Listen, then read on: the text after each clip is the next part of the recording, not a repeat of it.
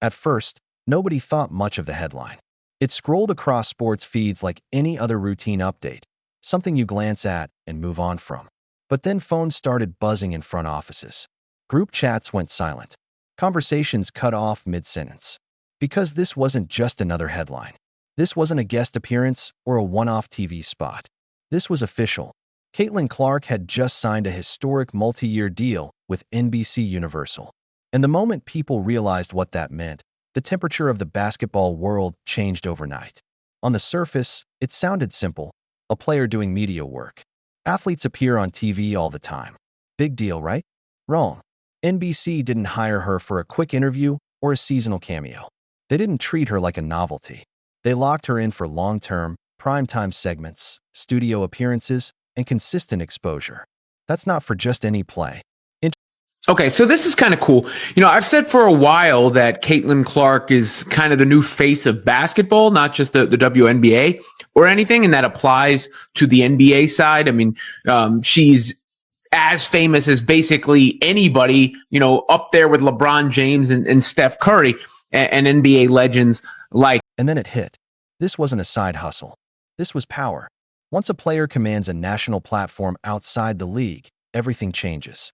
She's no longer waiting for coverage. She's not hoping for a few minutes on a broadcast. She doesn't depend on league marketing. She has her own stage, her own spotlight, her own voice, reaching millions on her terms. That kind of independence makes executives uneasy. It rattles other players. Because now, attention isn't controlled by the league anymore. It flows wherever she flows. Within hours of the NBC announcement, social media exploded. Clips of her past TV appearances resurfaced. Fans shared breakdowns where she explained plays better than some analysts. Casual viewers, the ones who barely watched the WNBA, suddenly had questions.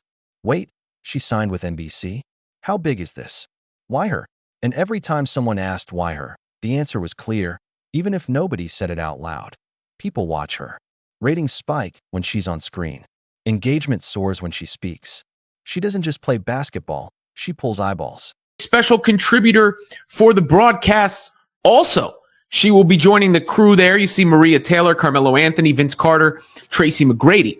And CC will be making her TV analyst debut on their Basketball Night in America show for a game between the Los Angeles Lakers and the New York Knicks at Madison Square Garden. Obviously, Clark, a big fan of LeBron James, so she'll probably have good things to say about him. Here's what she said in the press release.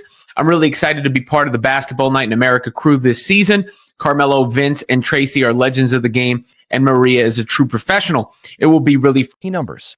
That's all networks care about. Ratings, retention, attention. And Caitlin Clark has something most athletes never get: organic interest. She doesn't force it.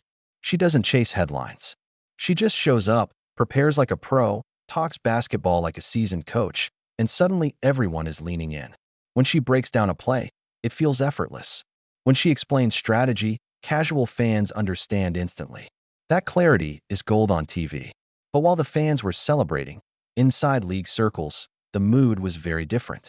According to multiple reports, it wasn't cheers or applause. It was quiet tension, private conversations, questions nobody wanted to answer. What does this mean for coverage? What if fans start following her more than the league itself? What happens when one player becomes bigger than the broadcast schedule? Here's the uncomfortable truth nobody wants to admit. Fans don't follow logos. They follow people. And now, one player just grabbed a national megaphone. For years, the league preached one message: team first, league first, no one bigger than the game. But this deal shattered that idea. If no one is bigger than the game, why is NBC building around Caitlin Clark? Why are they committing years, not weeks? Why do her segments consistently outperform standard coverage? You don't get that kind of investment unless you're a franchise-level personality. And that's exactly why frustration started creeping in for some players. Not because they hated Caitlin, but because they knew exactly what this represented. Before ESPN, before Kathy, before the Indiana, before they thought that Caitlin Clark was her, Peacock said, oh, we got to captivate on this now. We got to capitalize on this now. We're going to put a couple of these games behind a paywall and get some new subscribers while we're at it. It's said to be a 2-night gig for Clark, who plans to return to NBC in another pregame role on March 29th when the Knicks visit the Oklahoma City Thunder. So far, 2 games. If there's a lockout, I would expect some more dates. If there's a lockout, Exposure isn't equal. Never has been. Some names move the needle, others barely register. And when that difference becomes obvious on national TV, it stings. But Caitlyn, she didn't need to make a scene. No victory posts. No bragging. No look at me tour. She stayed quiet and kept working. And somehow, that silence spoke louder than anyone else's noise. Because when someone doesn't chase attention and still commands it, that's when you know it's real. That's when you know it can't be stopped. Sponsors noticed. Media partners noticed. Analysts started calling it the Caitlyn effect again. But this time, it wasn't about ticket sales or jersey numbers. This was media dominance. And media dominance? That's a whole other level. When you control the conversation, you control perception. And when you control perception, you control value. People are actually saying that about a women's basketball player.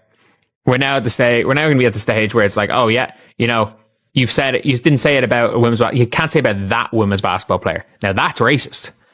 Because saying Caitlin Clark is, you know, the most relevant person in basketball. No, that's racist. Like, oh, I haven't seen that much of it, to be fair. And to be fair, most of the backlash is nonsense accounts on Twitter. But at the end of the day, it's it is what it is. It's the same bullshit narrative that we've seen for weeks. For weeks. But, oh Jesus, did I say weeks? I mean years. It's getting to the stage now where it's just been so long that I'm forgetting. Like, this narrative has been going on for weeks, months, years, and it's never going to stop. Caitlin Clark could win 10 rings and they're still going to complain about her not winning in high school. Like, I just mean... Suddenly, endorsements ballooned. Opportunities multiplied. And just like that, the gap between Caitlyn and everyone else widened dramatically. Insiders say internal meetings turned tense. Messaging became cautious. People started realizing they might have underestimated her reach. Once a player breaks into mainstream coverage like this, there's no putting them back in a box. She's no longer just another athlete. Caitlin Clark is now part of the daily sports conversation, standing shoulder to shoulder with NBA stars. That kind of crossover is rare, and when it happens, it changes careers forever. Fans felt it immediately. Every time her name flashed on NBC, curiosity spiked. More viewers tuned in. More clips went viral. And the craziest part? She didn't even have to try. No drama. No controversy. Just pure skill and basketball IQ. That's what made her unstoppable. Hype fades. Skill doesn't. all requirements on the contract. So who do they need to go get? Well, the next best thing, I suppose. Caitlin Clark. Caitlin Clark will join NBC Sports as a special contributor for the newly launched Basketball Night in America on February 1st, preceding the Lakers-Knicks game at Madison Square Garden. It will be CeCe's first time in an analyst-type role on TV. She will return to the show on March 29th, preceding Knicks Thunder in Oklahoma City. She is joining a studio team that includes Maria Taylor, Carmelo Anthony, Vince Carter, and Tracy McGrady. They want to start it off with a bang. They want to come in hot. Basketball Night in America. And what's the best way to do that? If you can't get Michael Jordan, he said, dude, I already gave you guys my interview. You already chopped it up and did what you did with it. I'm good here.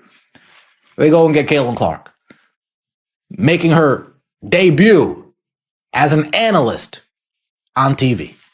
Making her TV analyst debut, Caitlin Clark isn't just taking a seat on a broadcast. She's taking over. It's quiet, it's calm, but it's inevitable, like gravity. NBC didn't rescue her. They acknowledged something they could no longer deny. She moves audiences. And when a network of that caliber commits, it sends a signal to everyone. This isn't a short-term experiment. It isn't a hype trend. This is the future. So why does this matter? It's not just about money. It's not just about airtime. It's about leverage. Caitlin now holds something most players never do: independence from the system. She doesn't wait for opportunities. The spotlight follows her. And when the spotlight moves, the entire power structure shifts. That's why this deal shook the league. Not because it was flashy, but because it's permanent. Quietly permanent. The kind of move you only fully grasp months later, when everything feels different. Coverage, conversations, attention, and one name keeps popping up everywhere. NBC didn't just sign a player. They signed influence, relevance, and the star fans can't ignore. Whether anyone likes it or not, Caitlin Clark just stepped beyond the league.